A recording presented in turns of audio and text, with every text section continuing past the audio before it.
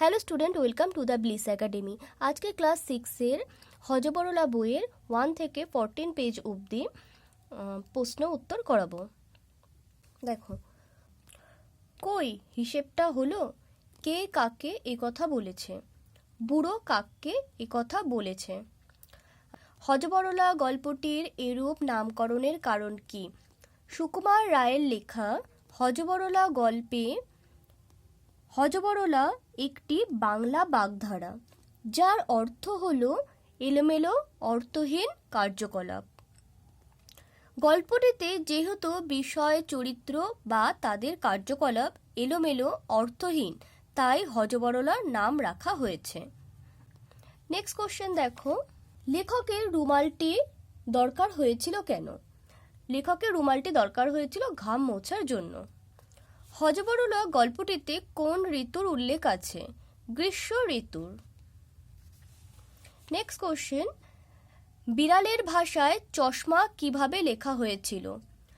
দেখো, চন্দ্রবিন্দু চ, বিড়ালের তালবস্য এবং রুমালের মা নিয়ে হয়েছিল চশমা।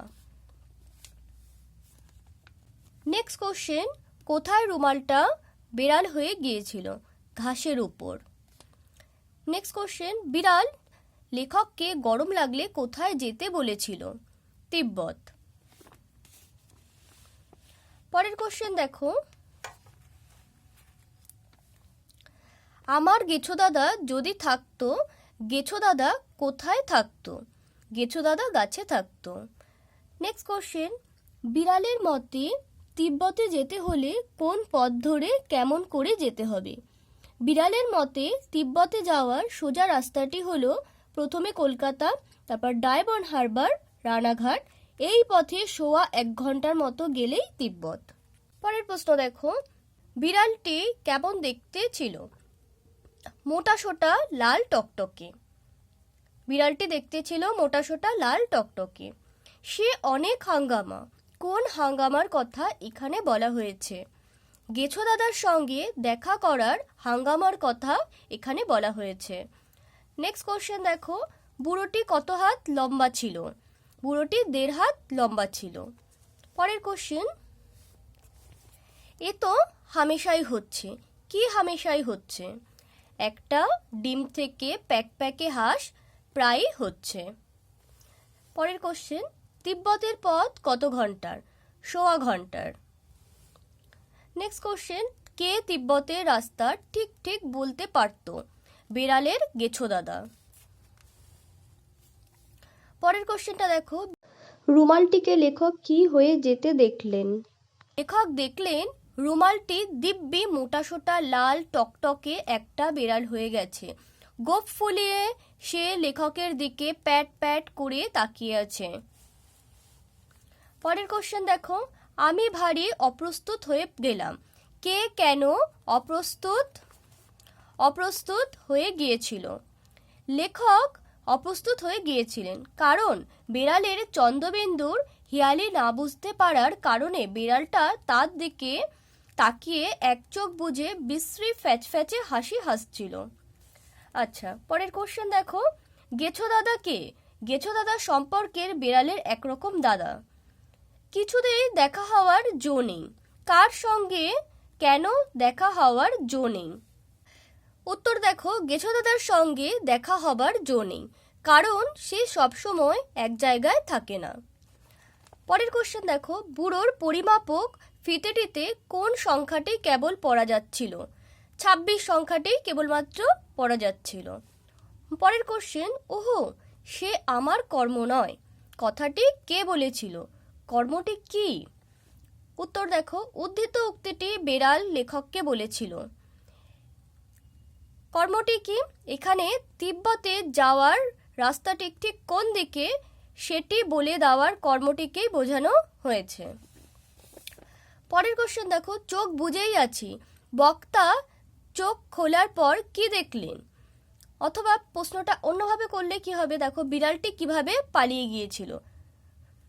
উত্তর দেখো, বিড়ালটা লেজ খাড়া করে বাগানের বেড়া টপকে ফ্যাচ ফ্যাচ করে হাসতে হাসতে পালিয়ে গিয়েছিল।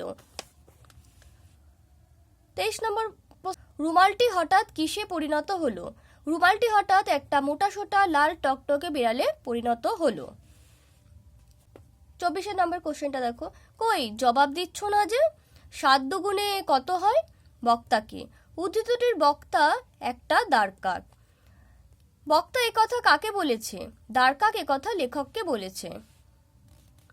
দ্বারকাকের হাতে কি ছিল? দ্বারকাকের হাতে স্লেট পেন্সিল ছিল। তোমাদের দেশে সময়ের দাম নেই বুঝি? কে কাকে একথা বলেছে? কাক লেখককে একথা বলেছে। 27 নম্বর প্রশ্নটা দেখো, কতদিন পার হয়ে গেলেও কাকের হিসেব করা হয়ে ওঠেনি? উত্তর হবে 19 দিন। বুড়োর বর্ণনা দাও। বুড়ো ছিল লম্বায় 1.5 হাত, পা পর্যন্ত সবুজ রঙের দাড়ি, মাথা ভরা টাক। টাকের উপর খড়ি দিয়ে কী সব লেখা ছিল। হাতে ছিল একটা হুকো, তাতে কলকে টলকে কিছু ছিল না। 29 নম্বর প্রশ্নটা দেখো, মাথা নেড়ে বলল হয়নি, হয়নি, ফেল।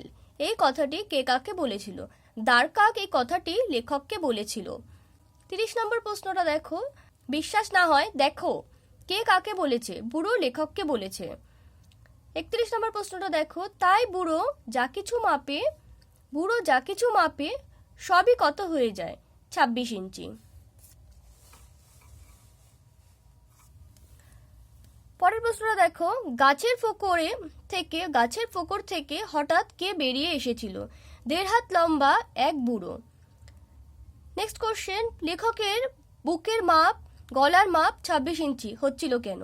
কারণ বুড়ো যে ফিতে দিয়ে মাপছিল সেই ফিতের সব লেখা উঠে গিয়ে কেবল 26 সংখ্যাটাই ছিল, তাই বুড়ো যাই মাপছিল তাই 26 ইঞ্চি হচ্ছিল। নেক্সট প্রশ্নটা দেখো, এমন আনাড়ি কথা তো কখনো শুনিনি, কার উক্তি? আনাড়ি কথাটি কি? উক্তিটি লেখকের। আনাড়ি কথাটি কি? দেখো, 7 দুগুণে 14 হয় না তা হতে দিলে যে আবার নির্দিষ্ট সময় অপেক্ষা করতে হয়, সেটাই একটা আনাড়ি কথা।